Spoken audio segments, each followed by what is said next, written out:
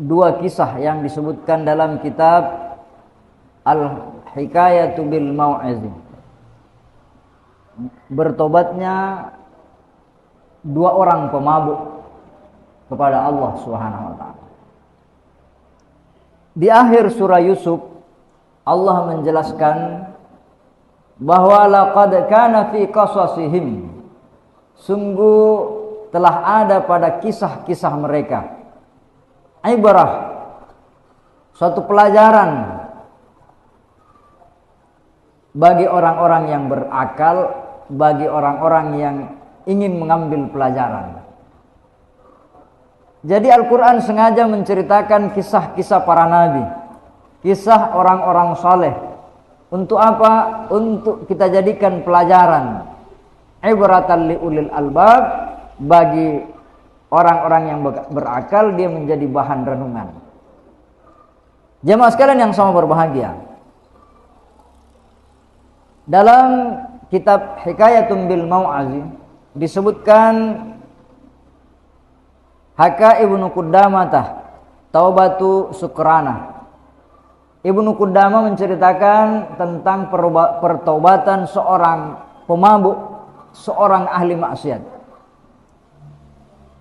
Kisah ini dikisahkan oleh seorang sahabat sufi yang bernama Yusuf bin Husain, yang dia kisahkan adalah kisahnya Zinnun al-Misri. Zinnun al-Misri dikenal dengan ahli ma'rifat, sehingga banyak pelajaran yang bisa kita ambil dari peristiwa-peristiwa yang diceritakan oleh beliau. Jamaah rahimakumullah, Yusuf bin Husain berkata, kuntu ma'azinnun al-Misri ala syati'in ghadirin wa nazartu ila akrabin a'zama ma yakunu ala syattil ghadir. Suatu ketika saya sedang berjalan bersama Zinnun al-Misri. Ketika kami berada di pinggir Sungai Nil, di muara, di pinggir pantai. Tiba-tiba dalam perjalanan itu kami dihadang oleh seekor kalajengking yang sangat besar di pinggir sungai itu. Karena besarnya kalajengking itu membuat Zinnun al-Misri berhenti. Jangan sampai kalajengking ini mencelakai kita. Berselang beberapa saat kemudian kalajengking itu turun di sungai. Bersamaan dengan itu ada seekor kodok besar yang menjemput kalajengking itu. Dia naik di atas punggung kodok itu. Maka hal ini membuat takjub Zinnun al-Misri. Ini tentu bukan peristiwa biasa. Tentu ada rahasia yang Allah ingin perlihatkan kepada saya. Maka kalajengking itu diantar sang kodok menyeberang sungai. Maka Zinnun al-Misri mengikuti perjalanan kodok itu. Setelah menurunkan kalajengking itu, kodok itu kembali ke tempatnya. Terus Zinnun al-Misri mengikuti kemana arah kalajengking itu berjalan. Dia dapati ternyata dia menuju ke sebuah pohon. Ternyata di bawah pohon itu ada seorang pemuda yang mabuk berat dan dia sedang tertidur lelap. Biasanya kalau orang sudah teler, dia tidak ingat lagi di mana dia mau tidur. Dia tidak tahu lagi di mana rumahnya. Nah, kalau dia dapat rasa mabuk beratnya itu dia di jalanan, dia tidur di jalanan.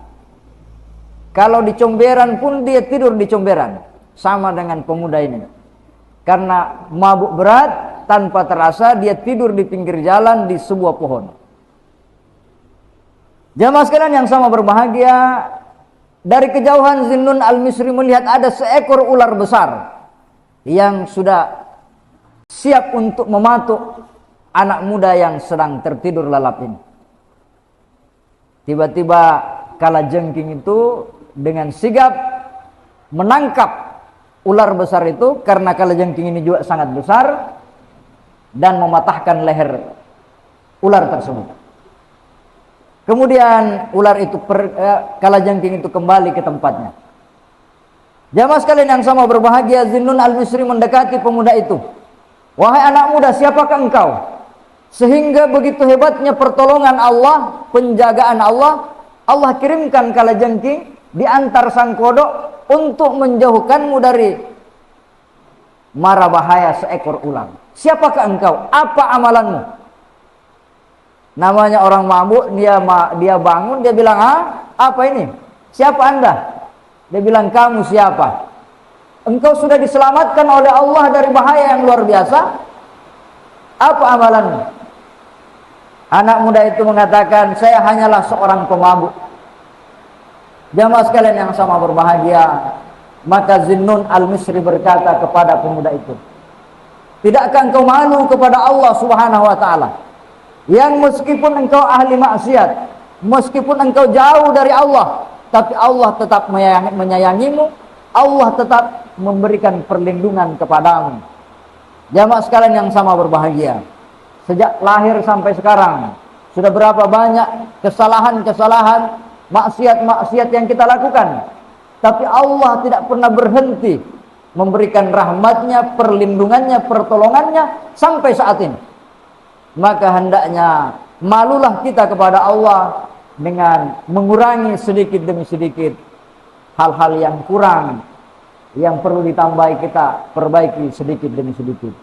Jamaah Jumat rahimakumullah, maka sang pemuda ini pun ketika dia sadar, dia malu semalu-malunya kepada Allah dan dia kembali ke jalan yang benar, dia meninggalkan perbuatan mabuknya. Kisah yang pertama.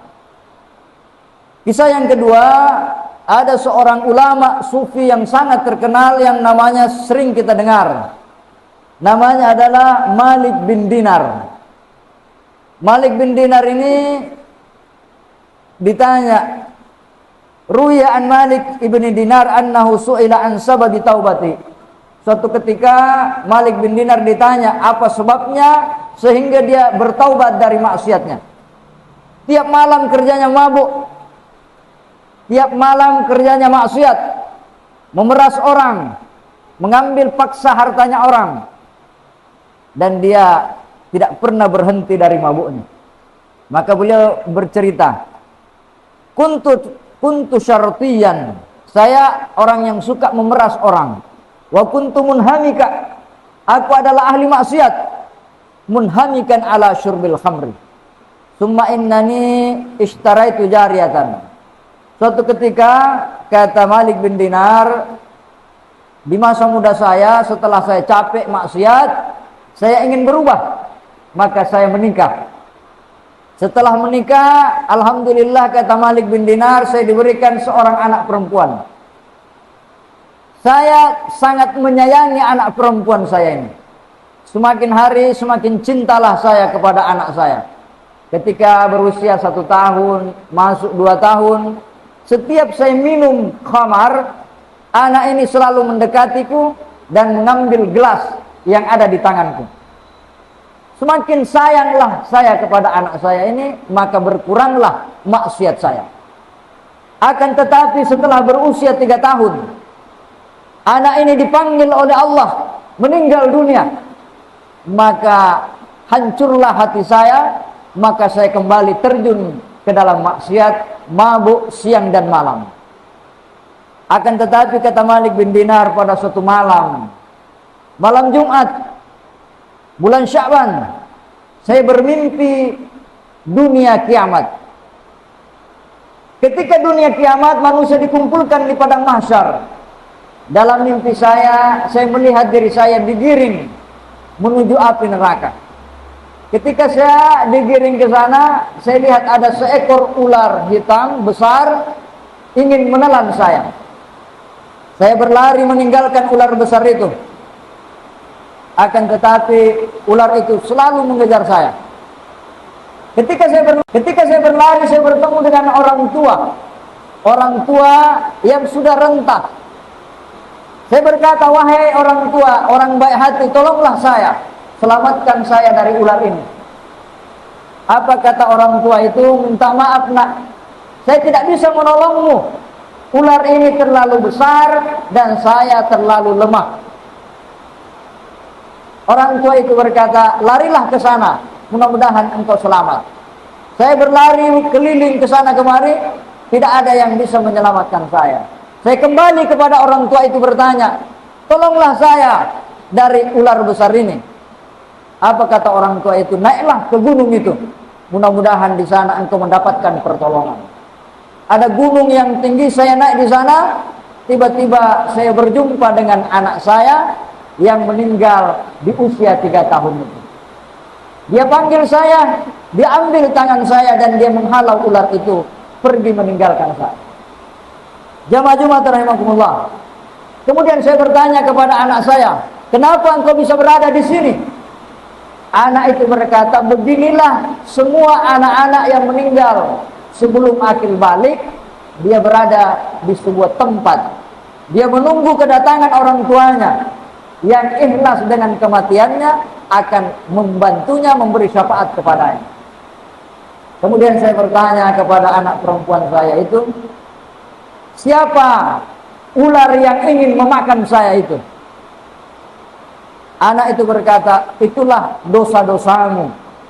Dosa-dosamu telah menguasai dirimu, sehingga dia menjadi besar-besar dan menjadi ular besar yang akan menerkammu. Kemudian saya bertanya, siapakah orang tua yang rentah itu, yang lemah tidak mampu memberi pertolongan kepada saya? Anak itu berkata, itulah amalmu. Semakin hari semakin sedikit amalmu, semakin hari semakin jauh engkau dari Allah, maka amalmu tidak mampu menolongmu karena dia sudah sedikit dan lemah, tidak berdaya melawan maksiatmu. Jamaah sekalian yang sama berbahagia, tiba-tiba saya terbangun dari mimpi saya, kata Malik bin Dinar. Kemudian saya buang minuman saya buang semua peralatan-peralatan minum saya berangkat menuju masjid dan senantiasalah saya mendekatkan diri kepada Allah Subhanahu wa taala. Jamaah Jumat rahimakumullah. Itulah ayat Allah mengatakan, alam ya'nini lilladzina amanu an tahsya'a qulubuhum li dzikrillah. Apakah belum sampai saatnya bagi orang-orang yang beriman untuk segera bertaubat, memperbanyak menyebut nama Allah Subhanahu wa taala? Kapan mau kita taubat? Waktunya muda kita bilang nanti saya sudah tua. Setelah tua kita bilang nanti pi. Sampai kapan kita menunggu waktu untuk mendekatkan diri kita kepada Allah Subhanahu wa taala?